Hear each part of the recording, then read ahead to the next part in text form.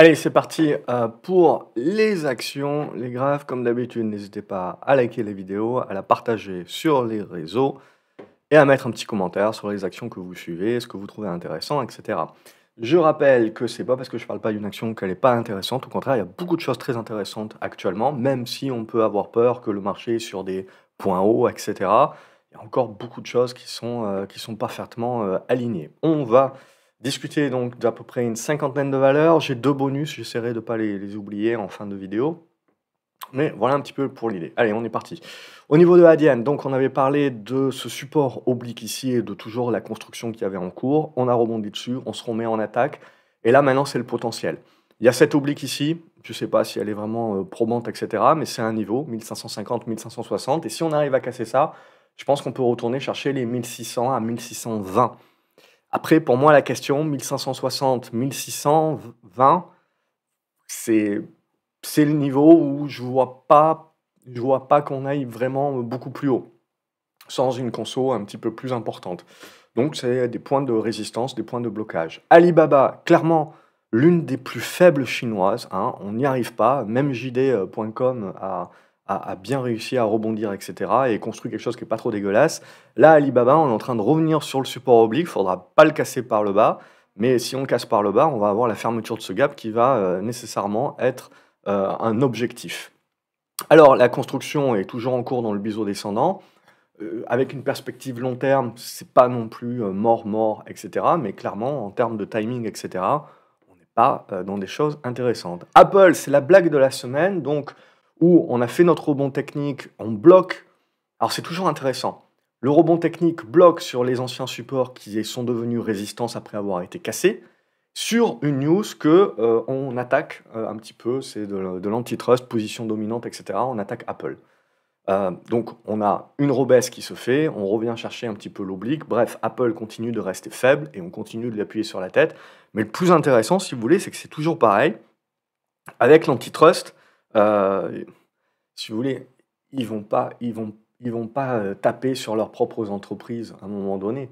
Donc c'est bien beau, on se donne un petit peu du grain à moudre, on fait un petit peu du boulot, mais si ça va un petit peu trop loin, Apple leur expliquera qu'ils sont gentils, mais qu'ils vont déplacer leur siège social au Canada, par exemple, et à partir de ce moment-là, vous allez vous rendre compte qu'il n'y aura plus de problème pour la position dominante de Apple. De toute manière, la position dominante de Apple, elle est liée au capitalisme, elle est liée aux produits, et à un moment donné ou à un autre, si vous voulez, le marché, s'ils ne continuent pas d'innover, etc., le marché fera le tri de lui-même. Donc, bon, c'est, c'est toujours, c'est toujours la sauce américaine qui est toujours une dualité qui est assez intéressante à analyser quand même. Vous avez, ça a beau être le pays le plus puissant du monde, quand vous visitez, vous avez l'impression qu'il y a quand même beaucoup de choses qui sont arriérées par rapport à l'Europe, et ainsi de suite. Et là, même chose, si vous voulez.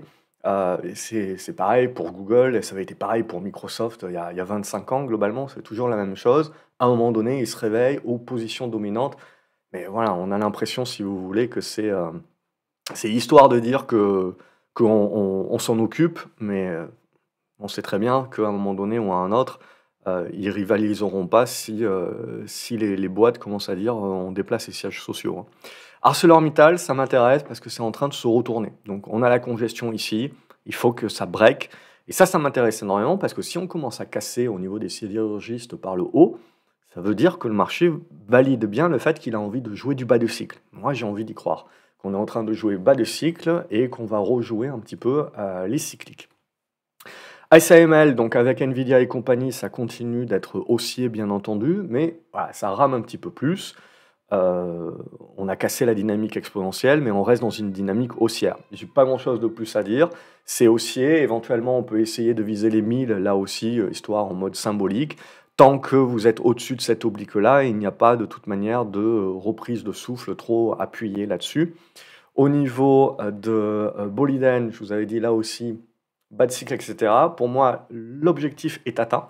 Donc c'est de la prise de profit. Maintenant, l'idée, c'est de voir un petit peu comment ça va reprendre son souffle, tenir cette zone ici et finir par breaker là. Et là, on validera vraiment, si on casse les 320, 330, on validera réellement la volonté de remonter dans un premier temps, je dirais vers la zone des 370, 380. Mais surtout, ça voudrait dire que le marché joue joue clairement un petit peu le retournement de cycle. Claranova, il y avait les résultats, donc on s'était dit, tiens là c'est une zone qui peut être intéressante pour rejouer. Les résultats ont permis le boost, on est revenu sur le niveau de prise de profit. Là on va revenir fermer le gap et le but, ça sera de relancer à ce moment-là. Si on casse par le bas, il faudra y voir encore de la faiblesse et une construction qui va durer plus longtemps. Codexis, ça c'est une biotech américaine, mais graphiquement parlant, si vous voulez, vous voyez, vous avez eu la cassure sur News. Derrière, on revient sur l'oblique, on s'en sert pour rebondir. Et là, maintenant, pour relancer la hausse, si vous voulez, vous avez besoin de casser ici par le haut. Et là, ça redevient positif et on arrive à relancer la tendance. Si on repasse en dessous des 3 $, c'est out. Core mining, donc tout ce qui est or et argent, tout ce qui est minière a été bien boosté. Grâce à Powell également, mercredi, on a remis 5 balles dans le jukebox. C'est là aussi intéressant dans le timing, si vous voulez, c'était qu'on consolide et on arrive pile poil sur des niveaux de support ou de retracement le jour où Powell va annoncer le truc et il annonce le truc et paf, vous repartez, vous regagnez 10% en ligne droite. C'est assez intéressant graphiquement parlant, si vous voulez, comme les choses s'alignent avec un timing assez énorme.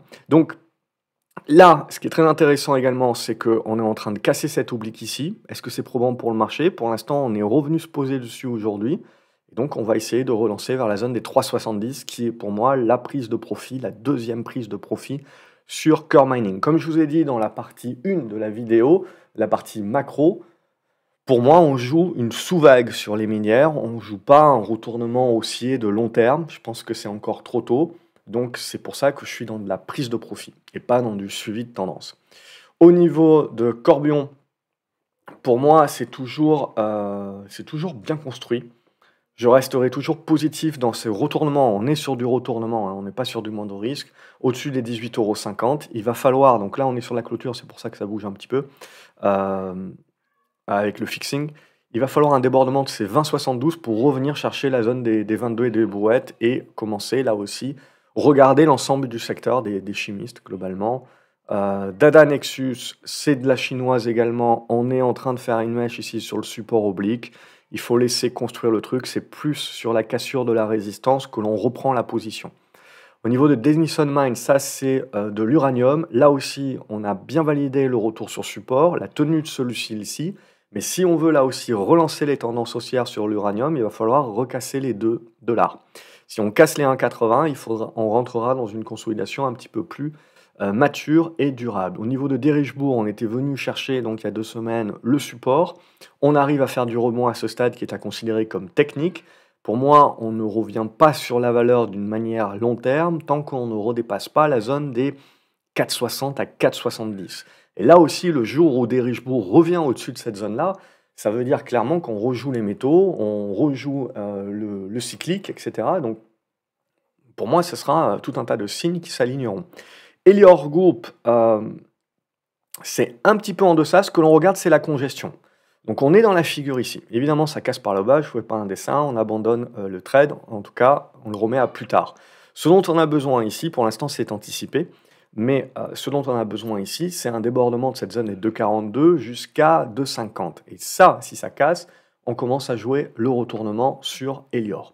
Equasens, c'est un petit peu la même idée. C'est une tendance qui est baissière, mais on a une congestion qui est en cours.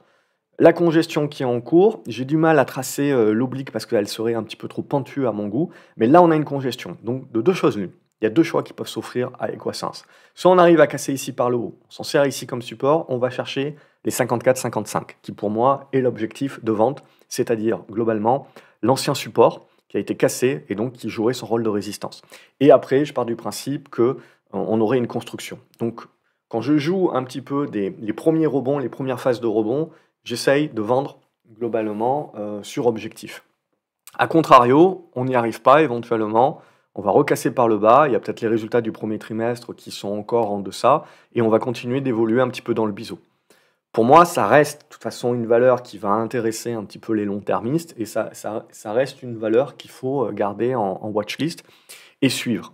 Mais pour l'instant, voilà, j'aurais tendance à me dire que ce que le marché va vouloir jouer, c'est plutôt le rebond, mais qu'il faudra savoir le vendre, je pense, pour ne pas anticiper que les résultats seront fantastiques, même si le marché le sait, globalement, déjà en avance. Mais voilà, c'est ça que je regarderai. mais c'est un début. Ça, c'est un début de rebond. Pour l'instant, on ne peut pas encore parler de retournement. Même chose pour Eramé, on a globalement ça fait beaucoup de globalement, mais c'est vendredi, c'est la fin de semaine. On a donc le rebond qui s'est effectué. On a eu une bonne semaine ici avec la bonne validation là, de notre support à 63. Bim, on a relancé assez rapidement, mais là on arrive sur un premier morceau. Donc à titre personnel, j'ai pris quelques profits là-dessus. Donc soit on consolide un petit peu, on continue le zigzag et la congestion ici, qu'il faudra casser ici par le haut pour délivrer le prochain objectif qui est aux alentours des 78, 79, 80.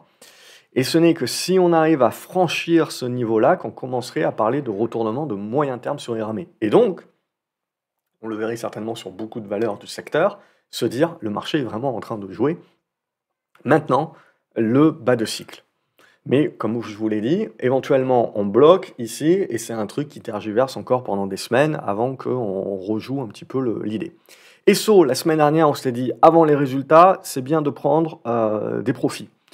On a les résultats qui sont complètement achetés, donc là, avec le dividende et le truc machin, bref, ils ont parlé, ils ont murmuré à l'oreille de l'actionnaire, pour une fois. Et globalement, en fait, c'est toujours la même idée, toujours la même chose. Vous avez une première poussée haussière, une congestion ensuite qui est plus ou moins longue. Ici, elle a été très longue.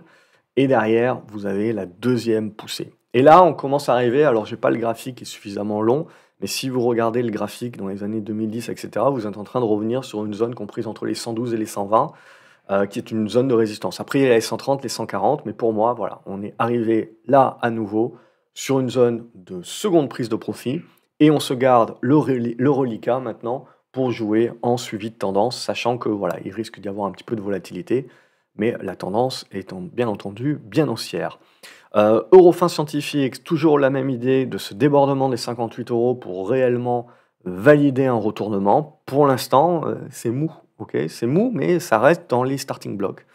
Flatex de Giro, ça aussi, ça peut se regarder pour jouer un retournement. Donc on a eu une première poussée ici.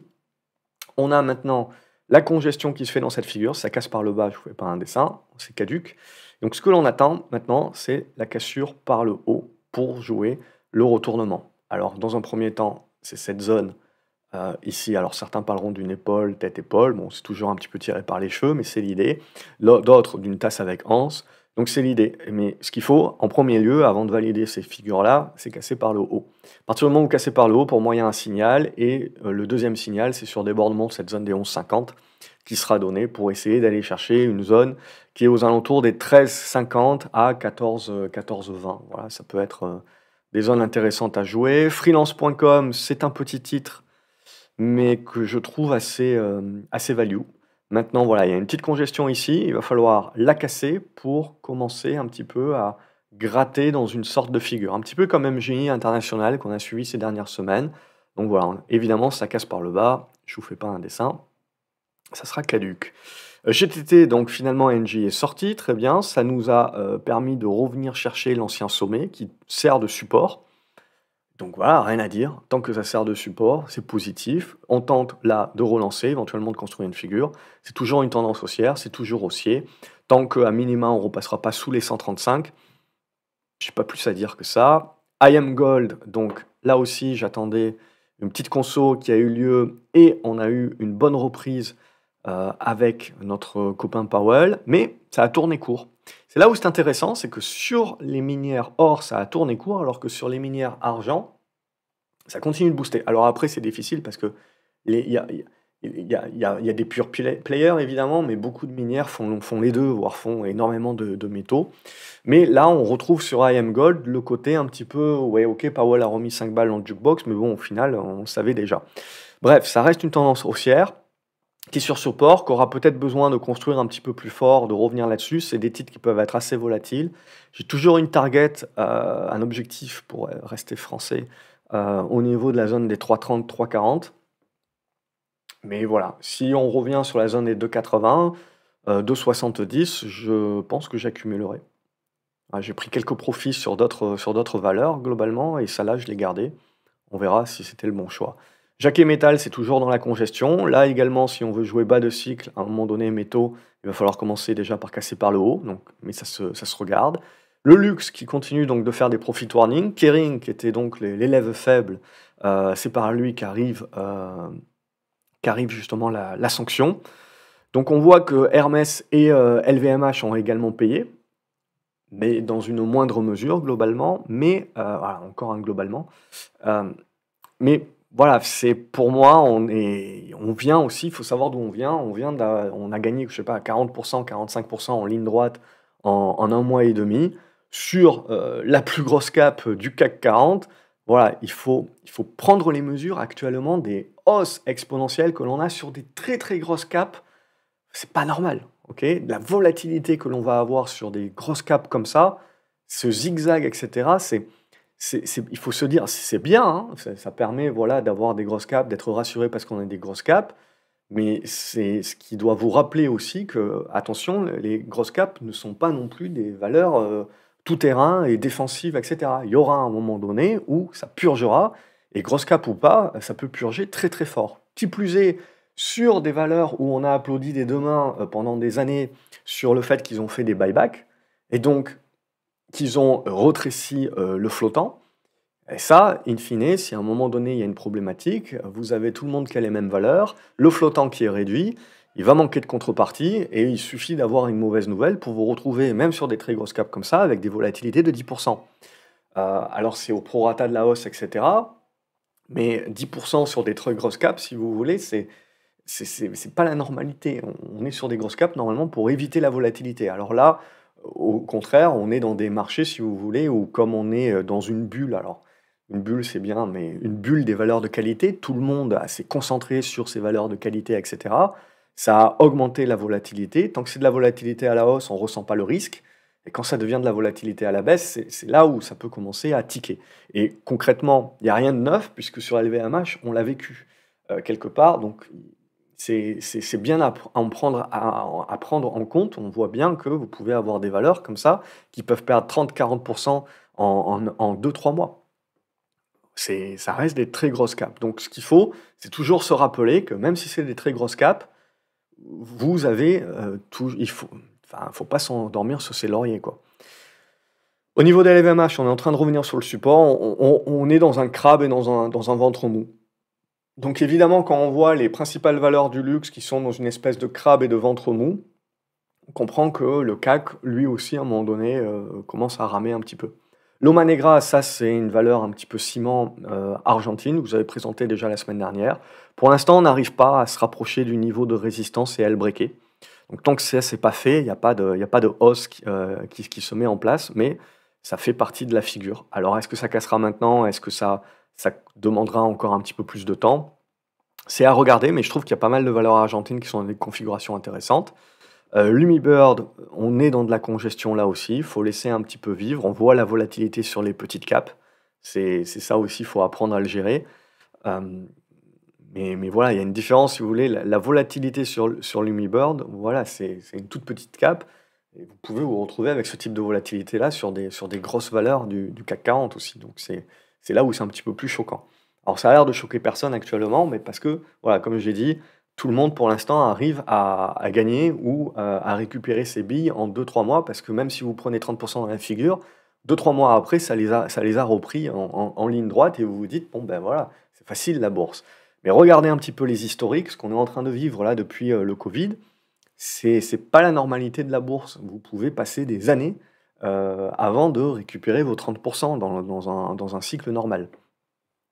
Et rien ne dit que voilà, petit à petit, c'est la sinusoïdale, donc petit à petit, on revient sur un cycle normal. Donc pour moi, on a fait la sinusoïdale 2021, derrière le contre-coup 2022, là, on refait la sinusoïdale 2023, après on verra sur 2024 et cetera. C'est pas chaque année, hein, c'est à déterminer, mais petit à petit, on va réduire les amplitudes, je pense et on va commencer à construire. Ce qui fait que on rentrera peut-être à un moment donné dans un marché où finalement, heu ce qui va embêter le plus de gens, c'est pas que ça continue de monter ou que ça baisse très fort, c'est peut-être finalement qu'on fasse des figures et des congestions pendant très longtemps et c'est ça qui risque d'embêter vraiment les gens et les investisseurs de long terme parce qu'on risque de se retrouver sans tendance, en fait, dans des zigzags plus ou moins forts qui peuvent être appréciés des traders éventuellement, mais pour l'investisseur de long terme, voilà, on risque de demander à maturer un certain nombre de temps. Bon, on n'y est pas encore, mais ça fait partie des scénarios qu'il faut mettre sur la table.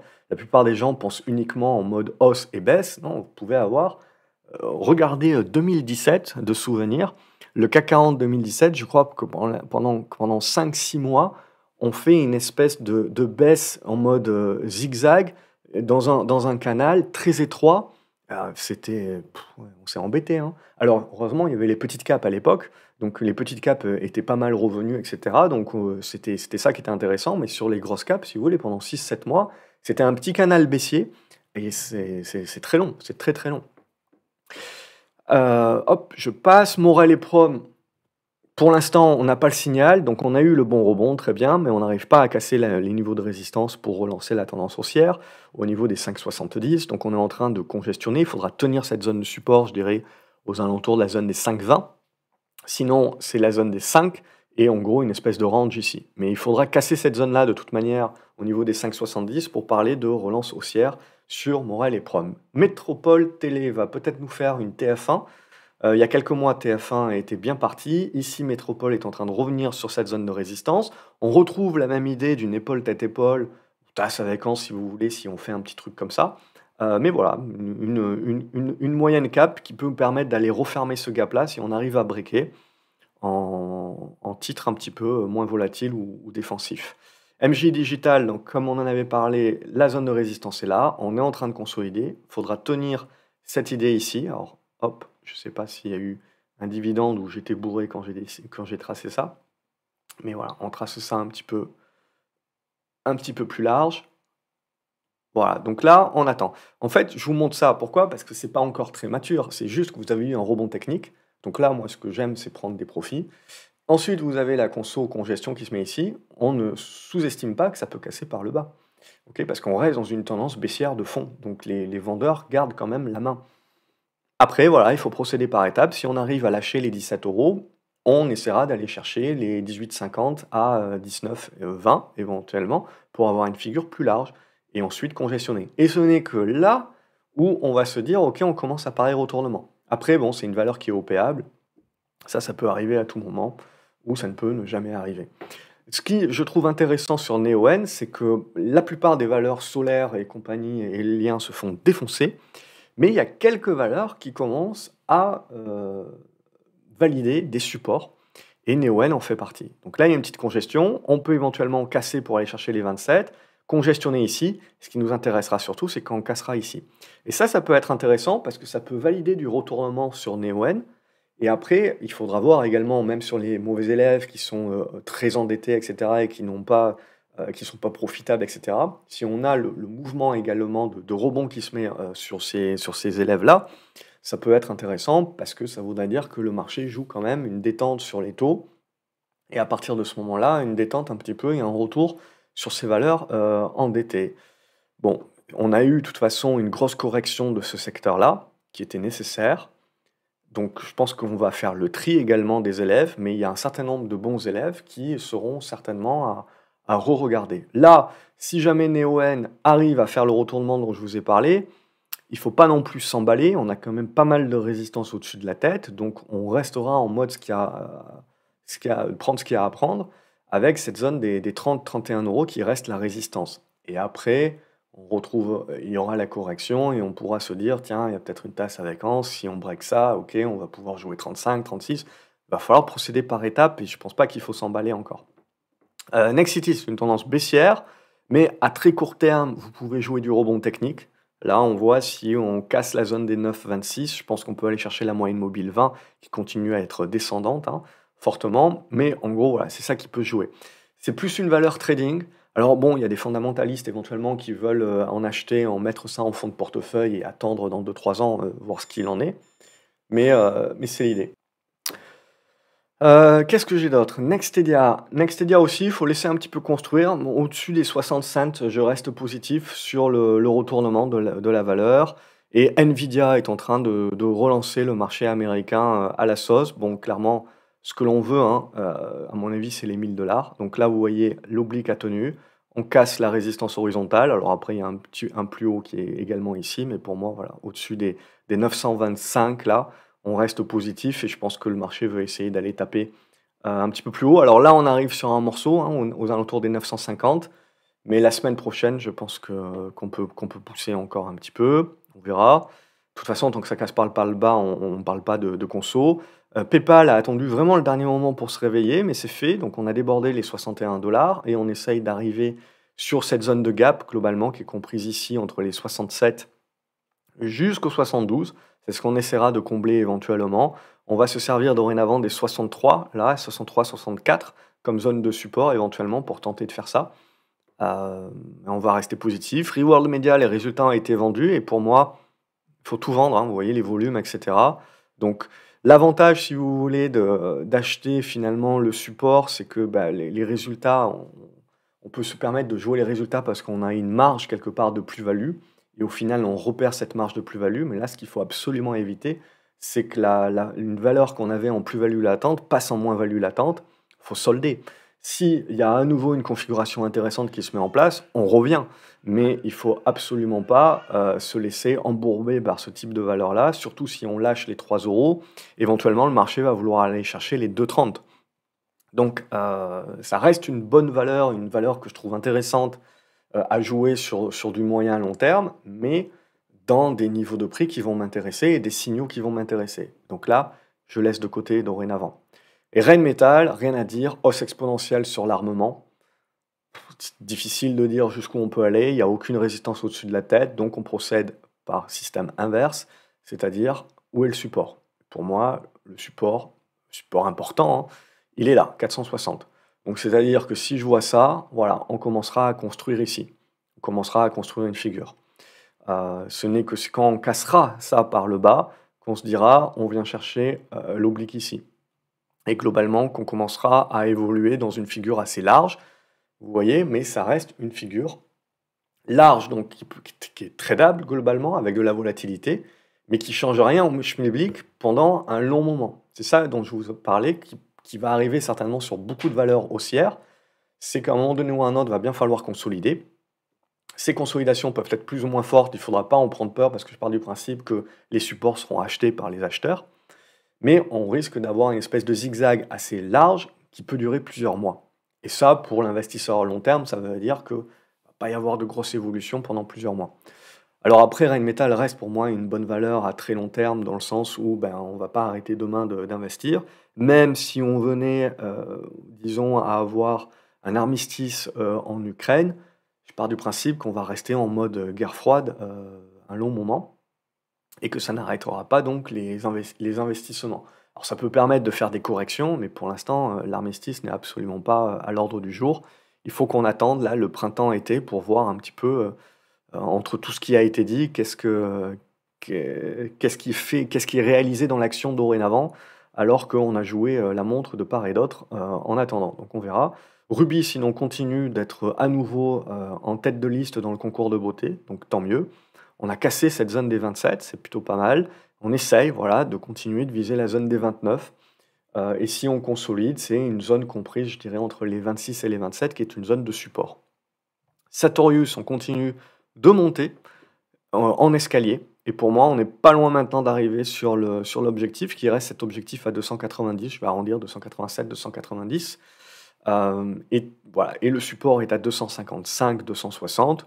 Tant que vous ne cassez pas ça par le bas, on n'a pas un terme à la montée ici. Mais vous voyez un petit peu, on peut le voir, on peut le voir. Donc là, on va chercher comme ça et on peut commencer à le voir comme ceci. Et en fait, derrière, vous avez un énorme range ici entre les 200 en gros et les 290. Et ce n'est que quand vous allez le casser par le haut qu'on va parler de retournement haussier. Ok, bon, ça c'est un scénario parmi tant d'autres. Si ça se trouve, Sartorius va me dire je m'en fous, je casse tout. Mais bon, en gros, vous voyez bien que c'était l'ancien support ici, cette zone des 290. Ça devient le niveau de résistance. Si on a envie de faire une épaule tête, deuxième épaule ici, il faudra corriger à un moment donné. Et donc bloquer sur ce niveau de résistance, je pense que c'est un bon niveau de prise de profit. Et voir un petit peu comment on construit la suite dans cette zone-là. Stellantis, je vous avais dit, il fallait encore attendre avant de prendre un petit peu les profits parce qu'on est en train d'arriver dans la zone de résistance de 2007, je crois, hein, quelque chose comme ça. Donc on y est, depuis, on y est, donc voilà, c'est pour moi, bon, c'est chacun son plan évidemment, mais on arrive, voilà, dans une zone de prise de profit. Alors éventuellement, si on prend la mèche, on peut aller jusqu'à la zone des 28 €. Donc l'idée, c'est pas peut-être de tout vendre, mais globalement, voilà, on vient de 19 €, on vient de gagner 7 € en ligne droite, on arrive sur la zone de prix qui sont les plus hauts, de 2007 avant la crise des subprimes.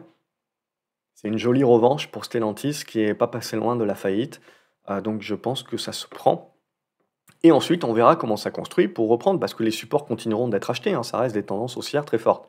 STMicroelectronics, je vous avais dit, c'est, pour moi, il faut faire attention parce que tout le monde nous explique que c'est pas cher et cetera et que ça a donc un gros potentiel de rattrapage par rapport aux copines américaines.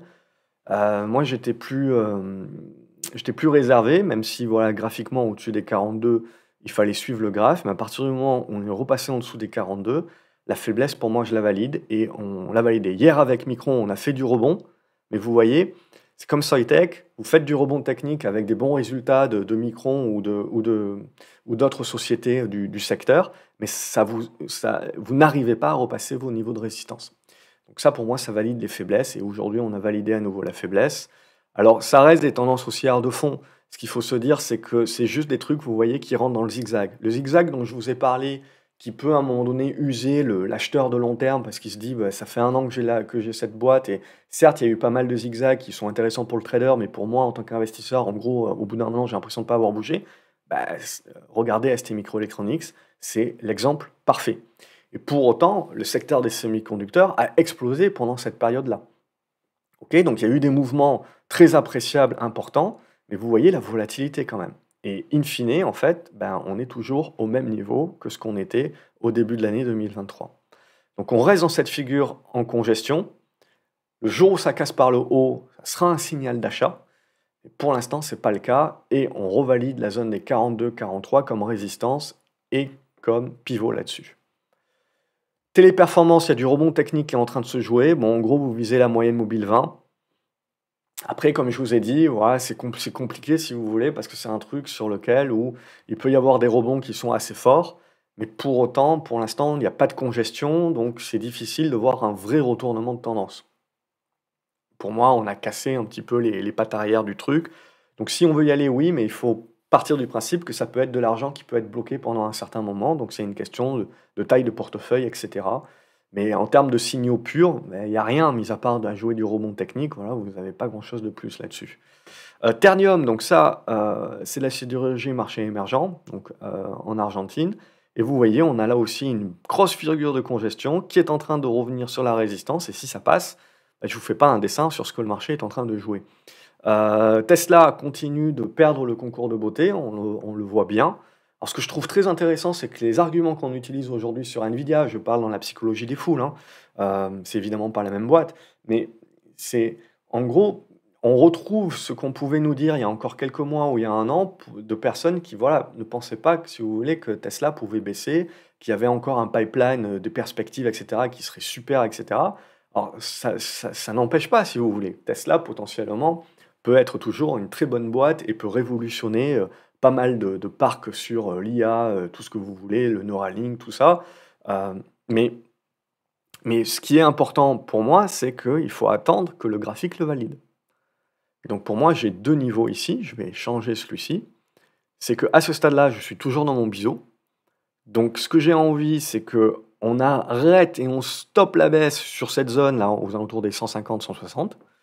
Et qu'on arrive à casser l'oblique et que ça nous permette de revenir sur la première résistance horizontale et qu'on commence à construire. Mais ce n'est que quand on cassera cette deuxième résistance horizontale qu'on se remettra dans des dispositions de dire ok, je vais peut-être rejouer la relance de la tendance haussière sur Tesla parce que je sais pas, les ventes de véhicules électriques repartent, etc. Mais pour l'instant, vous voyez bien que le marché, alors qu'il est très haussier depuis le début de l'année, Tesla n'est plus du tout une magnifique. Donc il faut éviter d'aller au-devant du marché et attendre que le marché nous donne les choses. Mais dorénavant, Tesla, pour moi, c'est une valeur de trading, une valeur pour jouer des rebonds techniques. Jusqu'à preuve du contraire, jusqu'à ce qu'on ait des constructions, des choses un petit peu plus intéressantes, c'est que ça. Sinon, on laisse de côté. Total Energy, donc on en avait parlé, on avait la congestion ici qui break, on va chercher la résistance horizontale, on a la petite conso qui se met en place. Rien de bien méchant tant qu'on va tenir la zone des 61 € et donc on congestionne dans cette zone-là et on continue de congestionner dans la figure.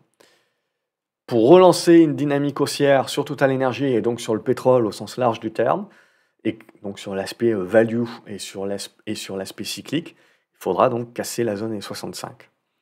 Umicore, là, c'est une tendance baissière, mais qui tente tant bien que mal de se retourner un petit peu comme Eramé. Là aussi, on a des bonnes indications, mais il manque encore la transformation. Donc là, il y a une bonne congestion. Si on repasse sous les 20, il faudra remettre tout ça à plus tard. Ça peut durer encore longtemps. Mais ce que j'essaye de jouer, c'est ça, et puis le break ici. Donc cette zone, cet oblique ici, ça sera vraiment le point central avant d'avoir la congestion qui permet de retourner. Évidemment, on peut faire ça, hein, ça reste une tendance baissière de fond. Donc forcément, vous avez des probabilités qui, évidemment, peuvent être contre l'acheteur encore un petit moment. Mais ça se regarde parce que petit à petit, ce qu'on parle, c'est la contagion, si vous voulez. Donc petit à petit, voilà, les acheteurs sont en train de faire de la contagion sur les différentes unités de temps. Et vous voyez, pour contaminer encore les moyens termistes, il y a du boulot, il faudra au minimum repasser au-dessus des 22-23. Unibail, j'ai pas grand-chose à dire là-dessus. Pour moi, on est sur des niveaux de résistance, si vous voulez. Je ne pense pas qu'il y a un potentiel encore énorme là-dessus. À la limite, ça peut s'acheter lorsqu'on aura un reflux, mais j'ai pas d'avis tranché là-dessus. Valeo, même chose, c'est une cyclique, donc c'est une tendance qui est baissière.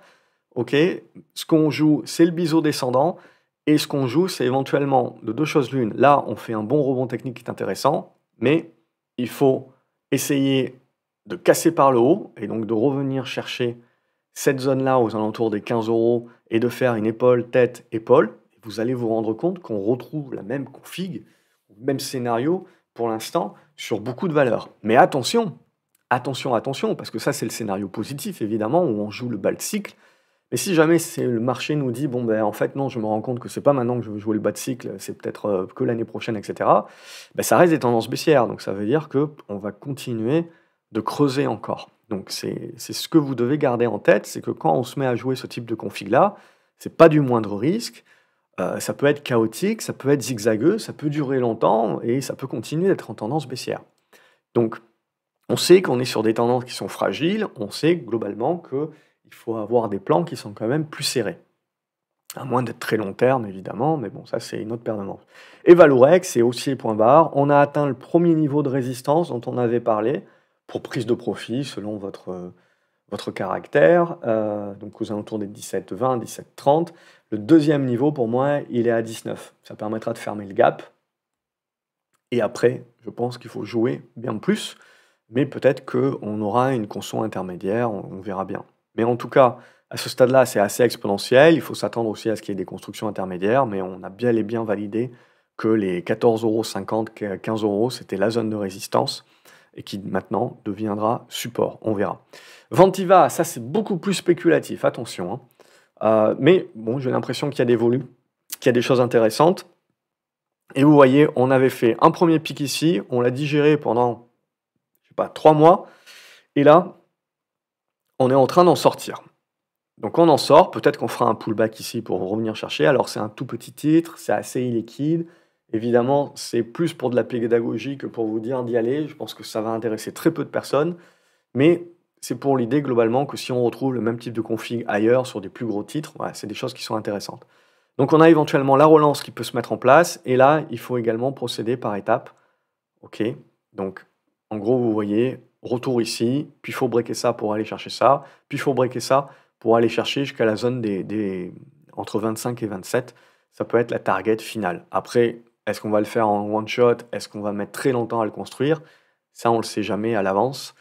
Mais en tout cas, il y a un premier signal qui est intéressant. Donc vous tenez la zone des 14,7, là, 14,5. Bon, je vous le montre.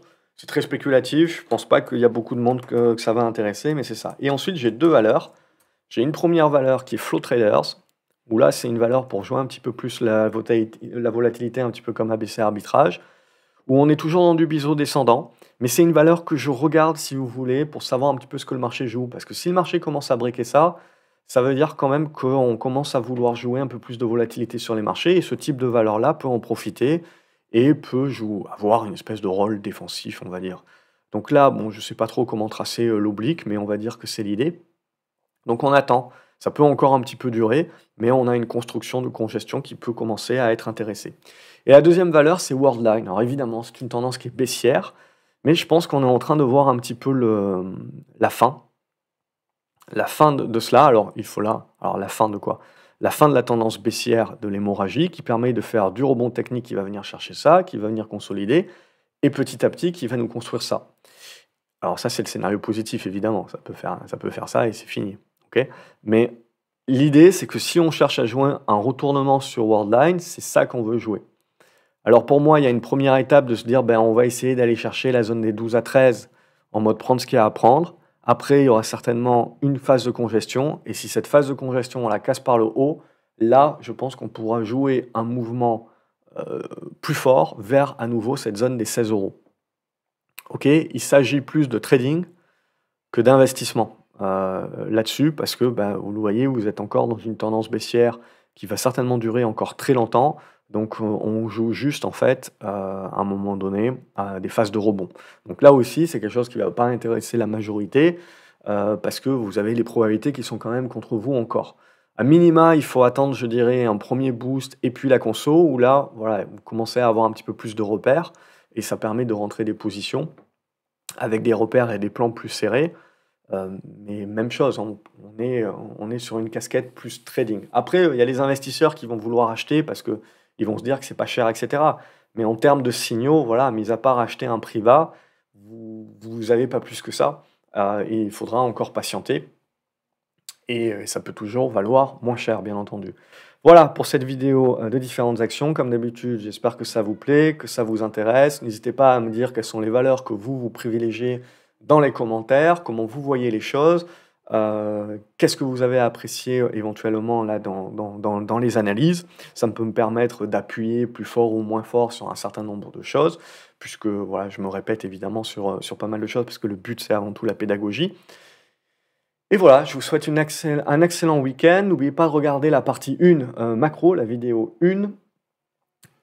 Et puis voilà, likez, partagez sur les réseaux si vous pensez que ça peut aider un copain. Et je vous dis à lundi sur graphcobourse.fr pour les chroniques.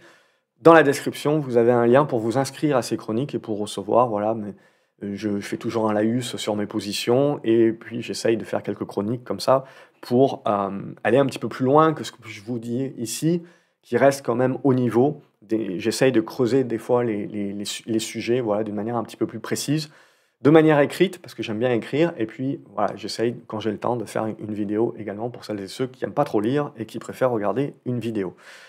Excellent week-end à vous les graphes, et à lundi. Salut!